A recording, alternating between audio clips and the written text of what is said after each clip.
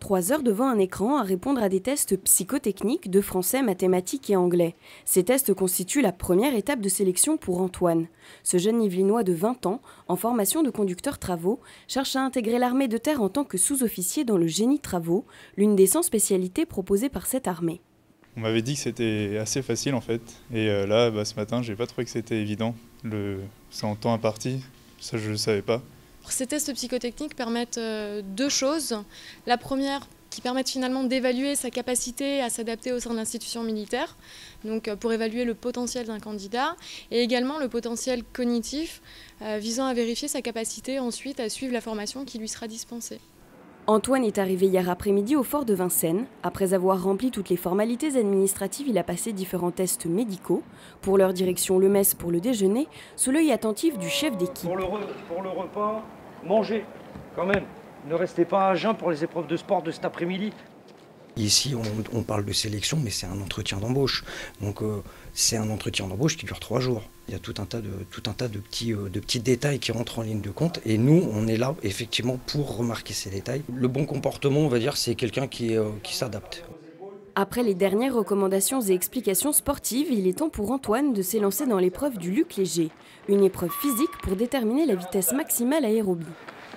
Allez, ça va au bout, hein, ça arrive en 45 secondes. Puis direction le parcours de coordination. Antoine doit réaliser 2 fois le circuit en moins de 2 minutes 14 en franchissant correctement les 6 obstacles. Monsieur, vous avez effectué le parcours en 2 minutes 01. Vous avez fait une erreur, vous avez eu 7 sauts. Vous ne visez pas l'avant du cerceau. Vous l'avez touché, ce qui vous fait perdre 1 point, ce qui vous donne la note de 19 sur 20. Enfin, dernière épreuve sportive, les tractions.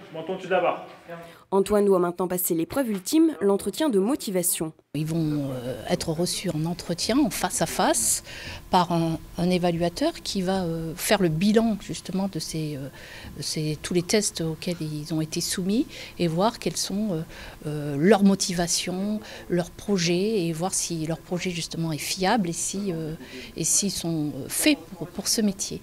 Mais la tâche sera facile pour le candidat qui rêve d'intégrer l'armée depuis l'enfance et plus encore depuis les attentats de 2015. J'avais déjà eu cette idée en tête de m'engager après, mais là c'est vrai que le fait des attentats qu'on a subis, ça pousse un peu les gens à vouloir être utiles et à aider leur pays. Antoine saura s'il est sélectionné d'ici une quinzaine de jours.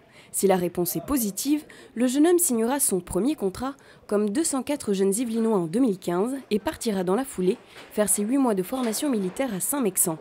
Pour l'armée de terre, 15 000 postes sont à pourvoir en France en 2016, dont 3 000 en Île-de-France.